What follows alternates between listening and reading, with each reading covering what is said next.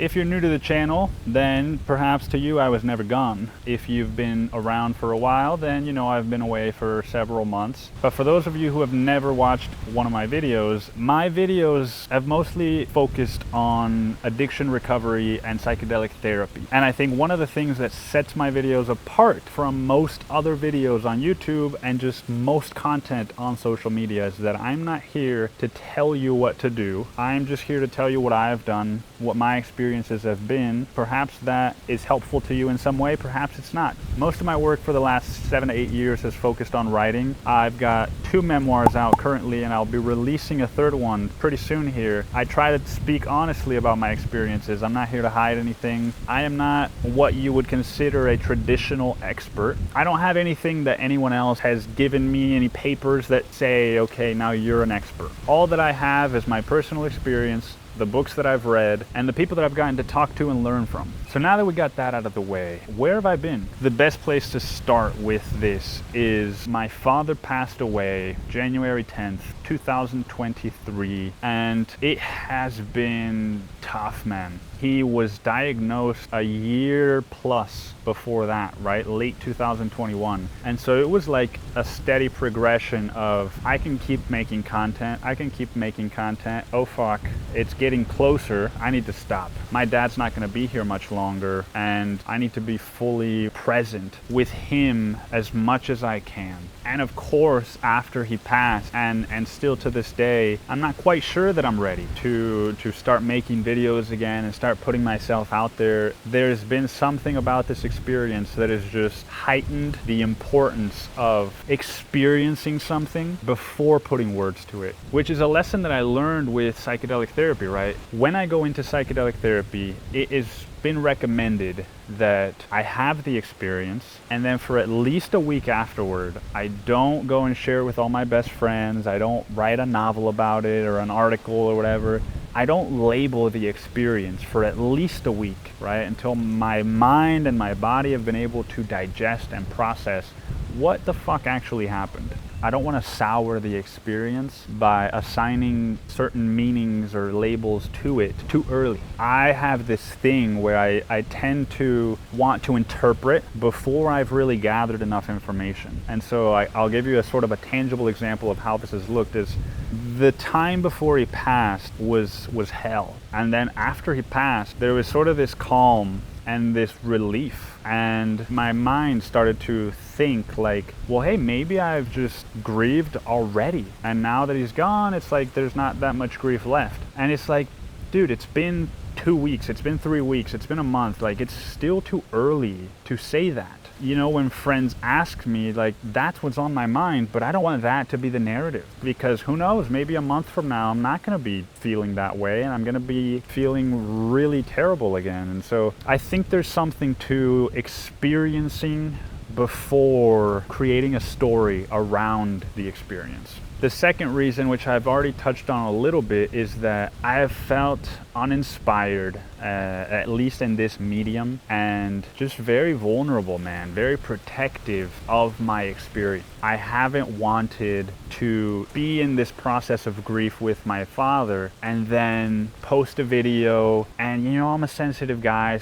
Maybe a family member or a friend will say something or criticize it, and then all of a sudden that becomes more of my experience than the grief, right? So it's just really been about wanting to respect the grief and give that its space, because I have a hard time separating experiences sometimes and allowing myself to truly immerse myself in them. And on the other hand, you know, I didn't feel capable of sharing about what I was going through in video format, and the idea of making videos about addiction recovery or whatever, when that was what was most on my mind, that would have just felt very disingenuous. And I recorded several times what I thought would be my next video, and every time I was just like, what's behind this? What's my real motivation, right? It didn't feel guided from an honest place. It felt more of like, I haven't posted in a while, I should just do it. And I didn't want to do that.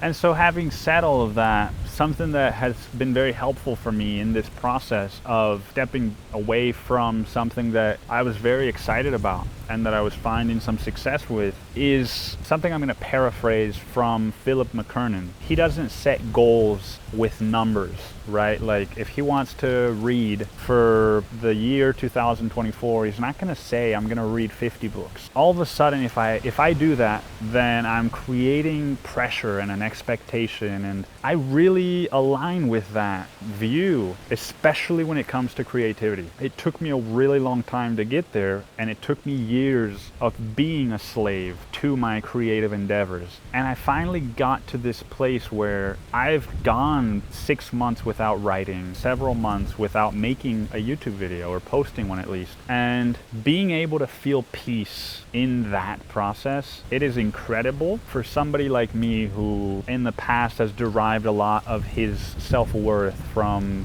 doing. In other words, my goal was never to be a slave to YouTube. You know, in the early phases, I think I did fall into, I've got to post one video every other week. 2 videos a month or whatever my thing was. And then I just felt I don't want to post right now. And it was like, okay, what if I allow myself to do that? Everything I see and hear and read about online is like, here's why you have to have a structure and here's why you need to hire this. And it's like, is that how I feel? Or is that just how these people feel? And am I internalizing that if I want to be successful, I need to do what they're doing? So that's been sort of this exercise in practicing thinking for myself. Even though I just said that this is Philip McKernan's thing that I've adopted, you get the point, hopefully. So if I've been away for a while, I'm here now, what does the future look like? What does the future hold? The honest answer is that I don't know. There's still a lot going on right now in my personal life, and it's something that I am finding an easier time documenting in written form. I'm currently writing a new book, and that has called to me more than YouTube videos. But that being said, I'm also starting to feel called to make YouTube videos again, and I will definitely be doing that. I'm also investing a lot more time and energy into coaching. You know, I'm developing some new skills in that area so that I can be a better service to my clients. You know, one of the things I enjoy most in life is learning about people and learning about how people work, having those conversations with people and doing what I can to create space for them to find answers that they're maybe stuck on. It is simultaneously the reason that my close friends really love me and some people can't stand me, right? It's just, I am the kind of person that will ask and be like, oh, but wait, what about this? And how do you feel about that? For some people that can be a lot, which I totally understand. Anyway, the last thing that I want to mention is that I'm writing a book, but I've had a book that I've been sitting on for a while, and I'm going to be publishing that soon. I still don't have a date for it, but